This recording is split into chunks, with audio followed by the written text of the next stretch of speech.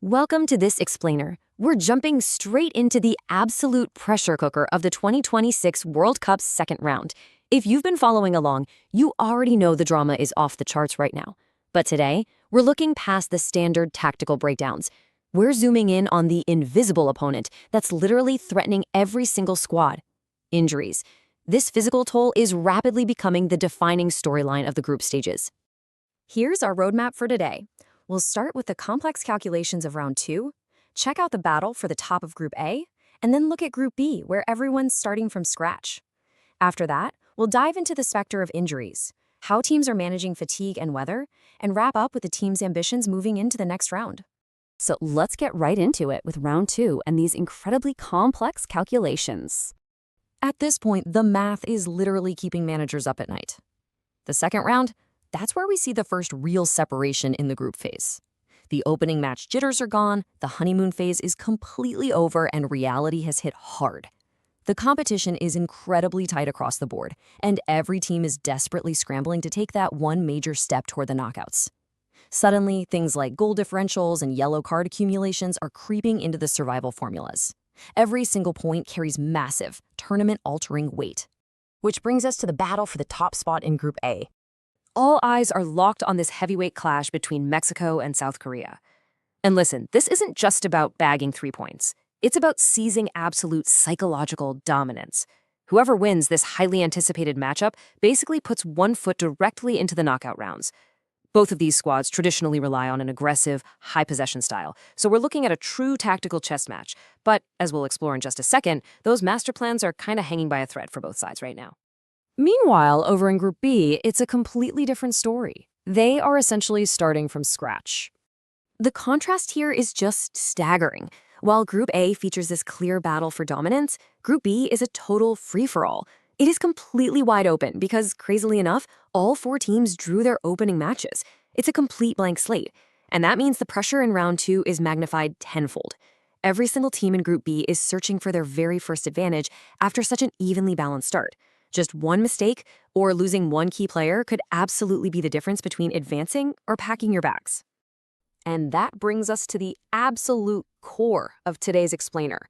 With the standings creating this much insane pressure in both groups, we have to ask the biggest question of the tournament so far. How will unexpected injuries force these coaches to completely scramble and rewrite their game plans? Let's talk about the specter of injuries and how it's severely threatening those plans. Injuries aren't just a side note anymore, they are completely taking over the global conversation.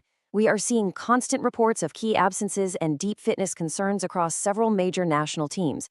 Think about Groups A and B. The margins for error there are practically zero. So losing a star midfielder isn't just a stroke of bad luck, it forces a massive foundational shift. In Group A, an injury might force a coach to completely ditch a relentless high-press strategy because the remaining players simply don't have the stamina.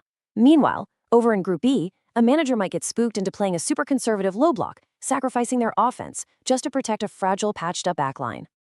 Tactical boards are basically being held together by duct tape and band-aids right now. Coaches are scrambling. Huge questions are hanging over the fitness of several crucial players ahead of these must-win games. In Group A, that Mexico versus South Korea game could genuinely come down to who can't play rather than who can. And in Group B, where everyone is deadlocked at 0 points, managers are terrified to gamble on players who are only sitting at 80% fitness. We're past brilliant formations, guys. It's straight-up survival mode. And next up, let's look at managing fatigue and these brutal weather challenges. If you tune into recent press conferences, the vibe has shifted dramatically. Managers are actively deflecting tactical questions. Instead, they are laser-focused on 3 main things: player workload management, extreme weather conditions, and navigating this early group stage fatigue. They know exactly how punishing the physical demands of this specific tournament are, and they're using their press time to temper expectations and shine a massive spotlight on the physical hurdles their squads are up against. The entire narrative has flipped. Coaches are sounding less like tacticians and more like field generals trying to survive a campaign with totally depleted troops. It feels like they might be running out of painkillers in the locker room. The extreme weather is just supercharging the fatigue, which then triggers the exact muscle injuries sidelining those key players. It's a vicious cycle.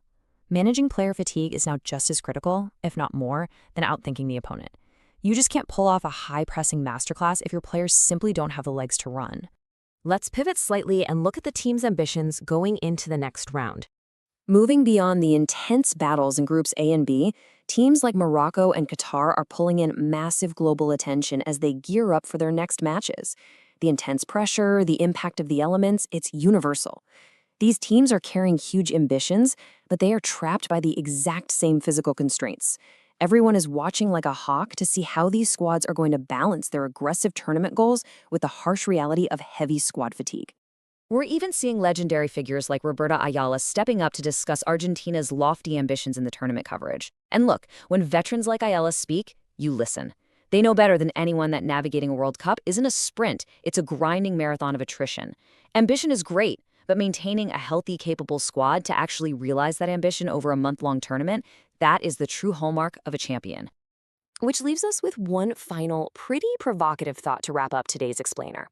As we dive deeper into this grueling second round, watching teams fight tooth and nail for points while juggling an ever-growing injury list, we have to wonder, will it be brilliant tactical genius on the chalkboard or just sheer gritty physical endurance that ultimately decides who survives to see the knockouts? Seriously, keep an eye on those injury reports because they might just be the most accurate crystal ball we've got right now. Thanks so much for joining me to unpack all this, and keep enjoying the beautiful game.